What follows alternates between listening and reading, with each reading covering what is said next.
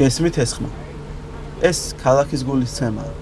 ნახშირის, ოფლისა და იაფასიანი ვისკის ნარევი.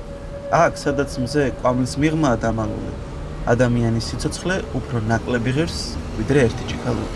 ბევრი თქვენგანი აქაურობას ეკრანებიდან იცნობს, როგორც ელეგანტური კაცების, ძვირფასი კოსტიუმებისა და დიდი ამბიციების ქალაქს. მაგრამ სიმართლე გაცილებით უფრო ბინძური, სასტიკი და დაუნდობელია. სანამ ტომი შელბი ლეგენდად იქცეოდა, აქ ნამდვილი მონსტრები დააბიჯებდნენ. ასე რომ დაივიწყეთ ყველაფერი, რაც ეკრანზე ნახეთ. დაივიწყეთ ტომი შელბის არისტოკრატიული გამოხედვა და სოციალურ კიბეზე მისი ზღაპრული ასვლა. ნამდვილი ბირმინგემი 1890-იან წლებში არ იყო კინო. ეს იყო ცოცხლად გადარჩენის თამაში, სადაც წესებს ისინი ადგენდნენ, ვისაც კეპის ქვეშ სიკვდილი ჰქონდა დამალული. სერიალისგან განსხვავებით, რომელიც პირველი მსოფლიო ომის შემდგომ პერიოდს ასახავს, ნამდვილი ალესილი კეპები ბირმინგემის ქუჩებში ჯერ კიდევ 1890-იან წლებში გამოჩნდნენ. ეს არ იყო ერთი ოჯახის ორგანიზებული კრიმინალური იმპერია. ეს იყო ქუჩის ბანდების კულტურა, რომელიც უკიდურესმა სიღარიბემ შობა. იმისთვის, რომ მიუხვდეთ თუ საიდან გაჩნდა ასეთი სისასტიკე, უნდა გაიგოთ, სად იღუძებდნენ ეს ადამიანები ყოველ დილით. მე-19 საუკუნის მიწურულს ბირმინგემი არ იყო ქალაქი. ეს იყო ჯოჯოხეთის ფილიალი დედამიწაზე. მას ტყუილად არ ეძახდნენ შავ ქვეყანას. ჰაერი იმდენად გაჯერებული იყო ჭვარტლითა და ქიმიკატებით, რომ თეთრი პერანგი გარეთ გატანიდან 9 საათში ნაცრისფერი ხდებოდა. აქ ხალხი ცხოვრობდა ეგრეთ წოდებული ზურგი ზურგთან პრინციპით აგებულ სახლებში. ეს იყო უცნაური, კლაუსტროფობიური არქიტექტურა. სამსართულიანი აგურის ყუთები, რომლებსაც უკანა ფანჯრები არ ჰქონდათ და ერთმანეთზე იყო მიდგმული. ვენტილაცია ნული. სისინათლე მხოლოდ ოცნებაში. წარმოიდგინეთ ეზო, სადაც კანალიზაცია ღია არხებით მიედინება. მთელი უბნისთვის ასობით ადამიანისთვის ხშირად მხოლოდ ერთი საპირფარეშო არსებობდა. სუნი იმდენად აუტანელი იყო, რომ ადამიანებს თვისახოცებით ზმარში ჰქონდათ გაჟღენთილი, რომ სუნთქვა შეძლებოდათ. ტიფი, ქოლერა და ტუბერკულოზი აქ სტუმრები კი არა, ოჯახის წევრები იყვნენ. ბავშვების ნახევარი 5 წლამდე ვერ აღწევდა. ვინც ამ ყველაფერს გადაურჩებოდა, მათ სხვა საშინელება ელოდა. ქარხანა. ბავშვები 8-9 წლიდან მუშაობდნენ მძიმე დაზგებთან. სუნთქავდნენ მეტალის ტვერს და კარგავდნენ თითებს მანქანა დანადგარებში. კვირაში რამდენიმე პენსიის ანაცვლოდ. სიცოცხლის ფასი აქ არ ჰქონდა. თუ მოკვდებოდი, მეორე დღეს შენს ადგილს სხვა დაიკავებდა. და აქ ჩდება კითხვა. რას გააკეთებდი შენ, როცა ხარ ახალგაზრდა? გაქვს ჯანმრთელი მუშტები და იცი რომ პატიოსანის შრომით მაინც ტალახში მოკვდები. შენ ეძებ გამოსავალს. შენ ეძებ ძალაუფლებას. ახალგაზრდებისთვის ბანდაში გაწევრიანება არ იყო კრიმინალური არჩევანი. ეს იყო სტატუსის საკითხი. ამ ნაცრისფერ უსახურ ბრბოში, სადაც ყველა ერთნაირად ღარიბი იყო, ალესილი კეპები ცდილობდნენ გამორჩეულიყვნენ. მათი ჩაცმულობა, მათი სიარულის მანერა, მათი სისასტიკე. ეს იყო ყვირილი. მე არ ვარ მუშა. მე არ ვარ მსხვერპლი, მე ვარ ის, ვისიც უნდა გეშინოდეთ. ბირმინგემმა თავისი მონსტრები თავად ეშვა. მათ არ სურდათ ქარხნის დაზგებთან ჩუმად და მორჩილად სიკვდილი. მათ უნდათ მეტი. და როცა სამყარო არაფერს ხთავაზობს, შენ ძალით იღებ იმას, რაც გეკუთვნის. ამიტომ მათი სისასტიკე არ იყო ახირება. ეს იყო არჩევანი. არჩევანის არარსებობის პირობებში. ყველაზე ცნობილი ლეგენდა, რომელიც ამ სახელს უკავშირდება, სამართებელს ეხება. სერიალმა დაამკვიდრა აზრი, რომ ალესილი კეპები ნიშნავდა ბანდას, რომლის წევრებსაც კეპის წინსაფარში ბასრი სამართებელი ჰქონდათ ჩაკერებული. ერთი სწრაფი მოქნევა და მოწინააღმდეგე დაბრმავებულია. ეს სანახაობრივია, კინემატოგრაფიულია, მაგრამ ისტორიული თვალსაზრისით სრული სიცრუე. სიმართლე გაცილებით უფრო ბანალური და ამავდროულად ტრაგიკულია. 1890-იანი წლების ბირმინგემში, სადაც ხალხი შიმშილის ზღვარზე ცხოვრობდა, საპარსი სამართებელი ფუფუნების საგნად ითვლებოდა. შესაძლებელი სამართებელი, რომლებიც თეორიულად შეიძლებოდა ქსოვილში ჩაეკერათ, კომპანია ჯილეტმა მხოლოდ 1903 წელს დააპატენტა და ინგლისის ღარიბ უბნებამდე კიდევ წლების შემდეგ მიაღწია. წარმოიდგინეთ ბიჭი, რომელსაც ფეხსაცმლის ფული არ აქვს, მაგრამ ქუჩში ძვირადღირებული მეტალს ატარებს და მას ერთჯერადი ჭხუბისთვის იმეტებს. ეს ეკონომიკური აბსურდია. მაშინ საიდან გაჩნდა მათი სახელი? პასუხი იმ დროის ქუჩის ჟარგონსა და მოდაშია. სიტყვა ფიქი აღნიშნავდა კეპის ფორმას, წვეტიან წინსაფარს, რომელიც თვალებს ფარავდა, ხოლო ბლაინდერ ბირმინგემულ სლენგზე ნიშნავდა ადამიანს, რომელიც ისე კარგად, ისე თვალის მომჭრელად გამოიყურებოდა, რომ გარშემოყოფებს აბრმავებდა. ეს ბიჭები მართლაც გამოირჩეოდნენ ნაცრისფერ.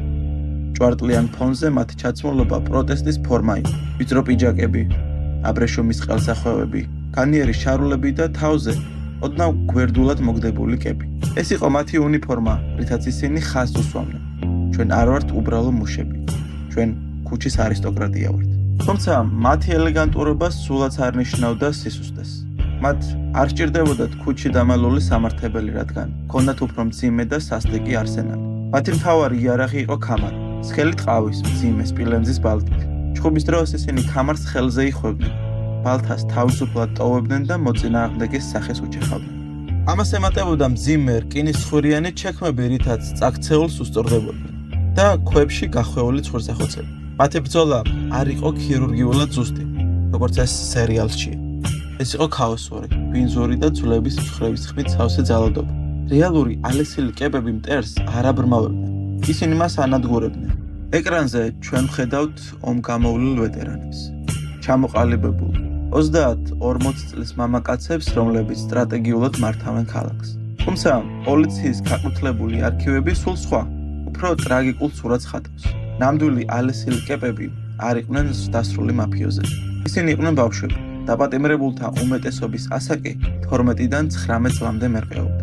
ეს არ იყო ნათლია სტილის ორგანიზებული კლანი, არამედ ქუჩის აგრესიული სუბკულტურა, სადაც მთავარი მამოძრავებელი ძალა ახალგაზრდული ადრენალინი იყო. აქ კარიერას არ ეწყობდნენ და არ ბერდებოდნენ. პირიქით, 20-25 წლის ასაკში, როცა გონება ემოციებს ჯაბნიდა და ადამიანები ოჯახებს ქმნიდნენ, ისინი ქუჩას ტოვებდნენ.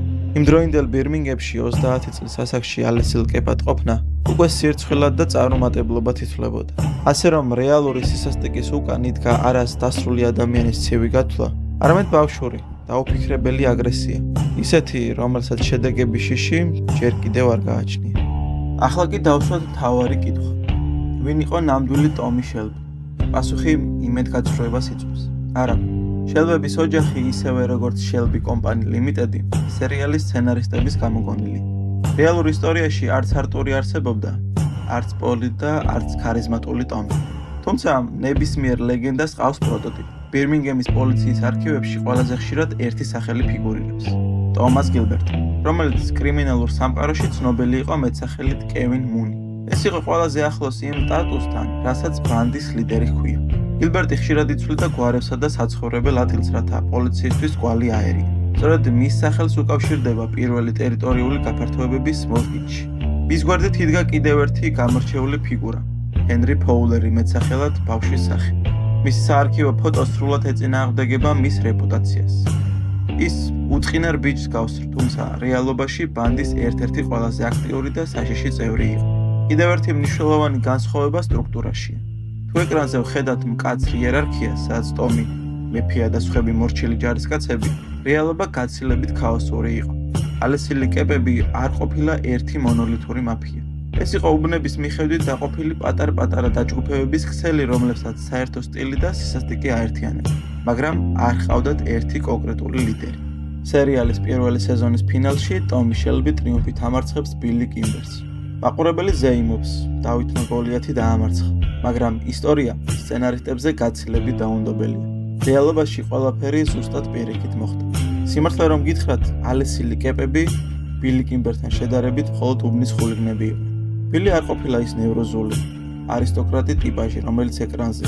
რეალური კიმბერი იყო ფიზიკურად ძლიერი, ჩაფსკვნილი და უკიდურესად სასტიკი კაცი, რომელმაც შექმნა ბრიტანეთის პირველი ნამდვილი ორგანიზებული დანაშაულებრივი სინდიკატი, ბირმინგემელი ბიჭები. 1910 წლისთვის კიმბერის დაჯგუფებამ ალესილი კეპები უბრალოდ გადაყლაპა.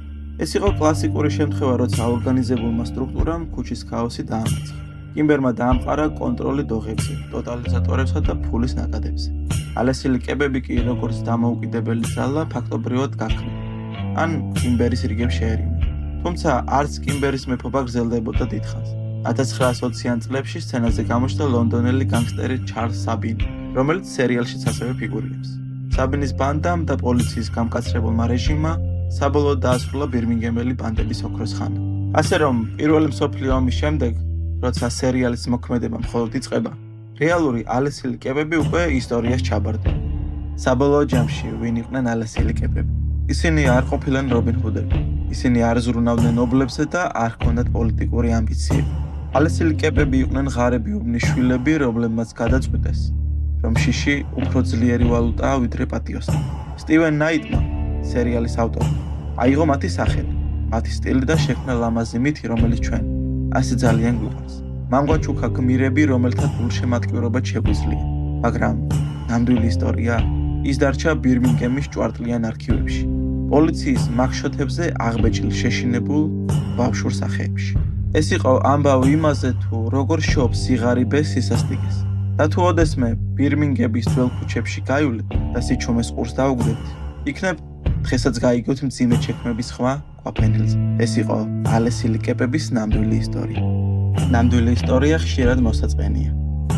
მაგრამ როგორც ნახეთ, ბირმინგემის შემთხვევაში რეალობა სერიალზე ბევრად უფრო სისხლიანი აღმოჩნდა.